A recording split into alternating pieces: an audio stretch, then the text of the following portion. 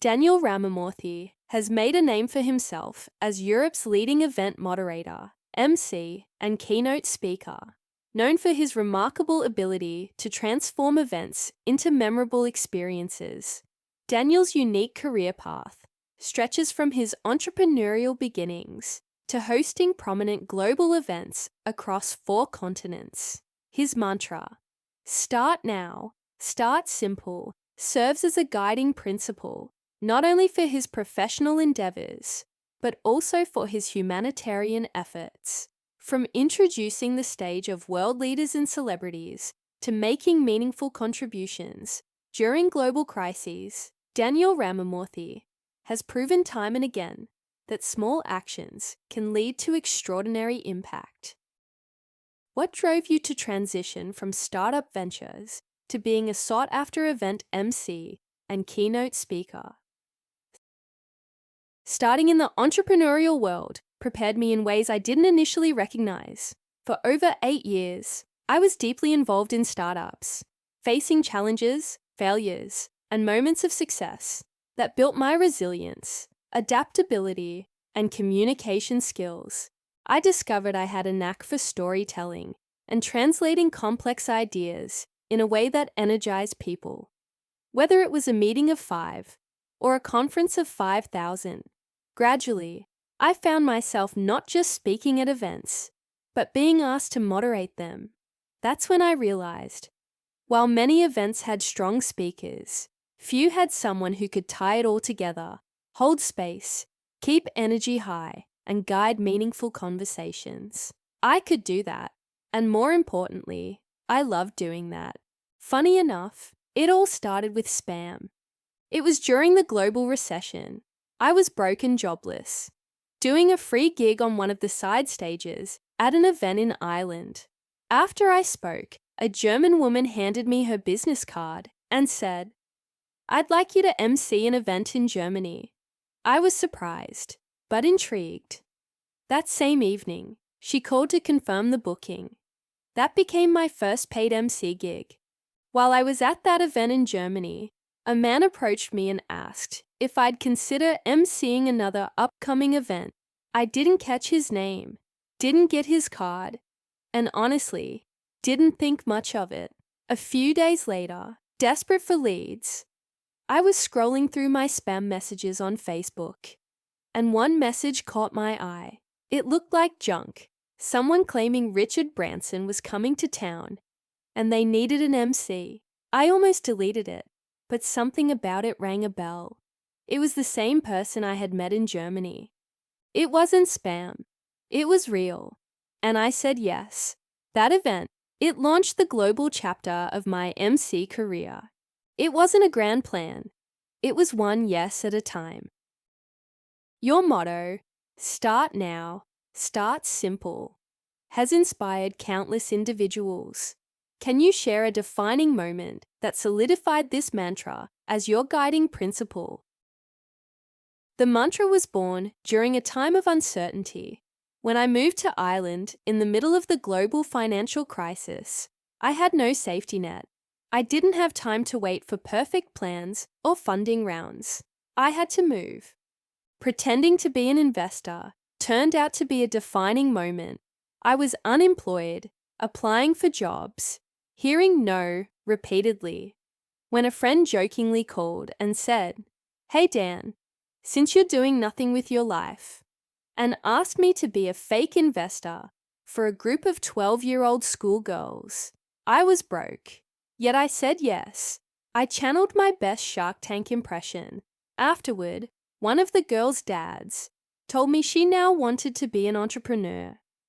That led to a talk for his company staff, which led to an article on public speaking, which somehow made it to a real Dragon's Den investor.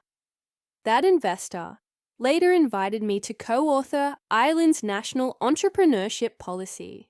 I had no formal setup, no company, no pitch deck, no website, just a willingness to show up. That single moment kicked off a ripple effect that changed my life, not because it was polished, but because it was real. That experience taught me that clarity doesn't come from planning. It comes from doing, from saying yes. Later, during the pandemic, I launched a virtual wellness series with nothing more than a webcam and a message. No studio, no major promo. That project reached thousands across the globe.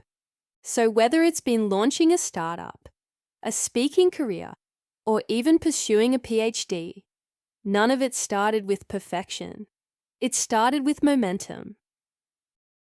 How has your multicultural upbringing across 11 countries informed your approach to connecting with diverse audiences and fostering meaningful conversations? As the son of a diplomat, growing up in countries as diverse as Yemen, Zimbabwe, and France taught me that the most powerful connection doesn't rely on shared language or customs. It stems from shared humanity. That upbringing shaped my belief in listening before speaking and learning before leading. These experiences shaped my ability to empathize and adapt, which I've carried into every stage of my career. Once, I was moderating a summit in Eastern Europe with delegates from over 40 countries.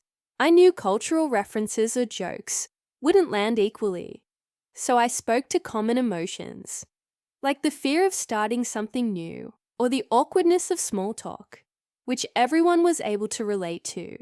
That's what real connection looks like. This cross-cultural perspective fed into my academic work as well.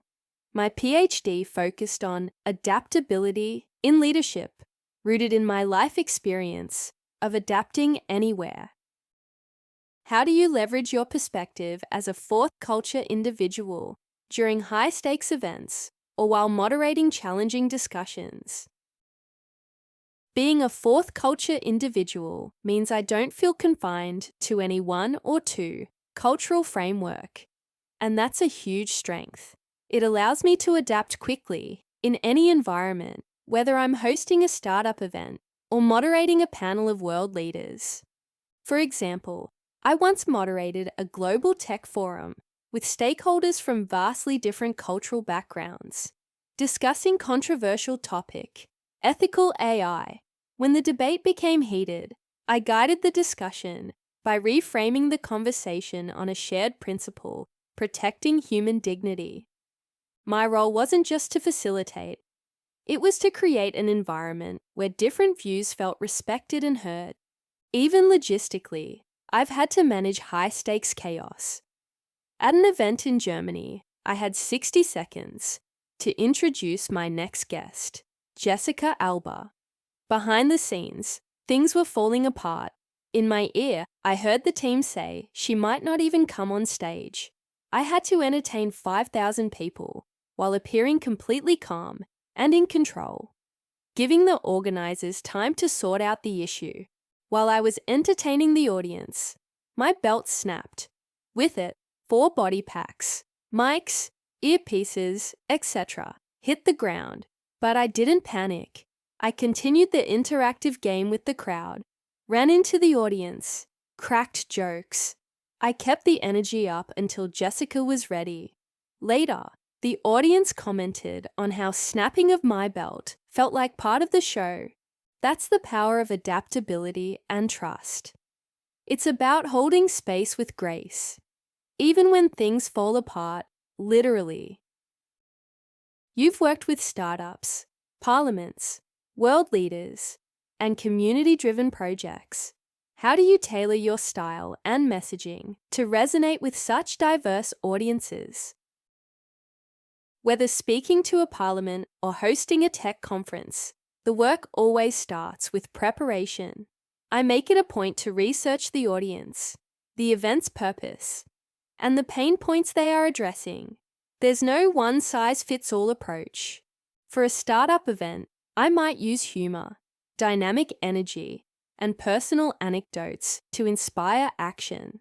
At a government-level discussion, I balance curiosity with respect, asking strategic questions to keep the conversation impactful but diplomatic. Once, while moderating a government innovation summit in Europe, I adopted a more restrained tone and focused on asking catalytic questions rather than delivering motivational content. The goal wasn't to entertain, it was to challenge.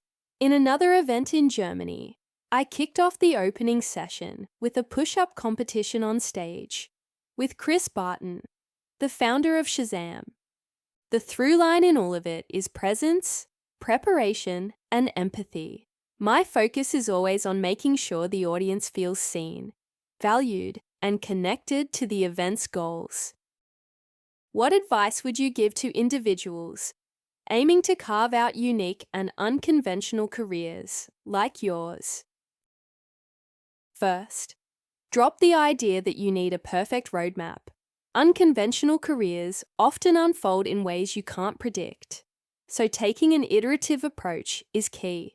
I once agreed to host a major innovation conference with just 48 hours' notice. I could have said no, but I said yes. That gig led to 5 others, each opportunity leading to another. Second, show up with authenticity. People are drawn to those who aren't afraid to be themselves. Whether you're building a business, moderating an event, or starting something entirely new, that authenticity will set you apart. I leaned into my quirks, my multi-accented voice, my animated energy, my obsession with making people feel seen, and it turned out to be exactly what the industry needed. Lastly, invest in relationships. Success often comes down to the people you meet along the way. Most of my career has been built not through online applications, but through trust, service, and referrals. Opportunities come when you serve first. Even my PhD came from saying yes to emceeing a university event during the pandemic. I connected with the students, and the professor saw something in me. He said, "You don't need this for your career, but maybe for your soul." And he was right. How do you balance your professional endeavors with impactful charitable work? And why is giving back such a central part of your mission? To me, giving back isn't optional. It's who I am. Growing up in Africa and in a faith-driven home, I was taught early that generosity isn't about abundance. It's about heart. I grew up in an open, welcoming home where hospitality and generosity were practiced. My parents gave generously: food, shelter, and time. That shaped my worldview.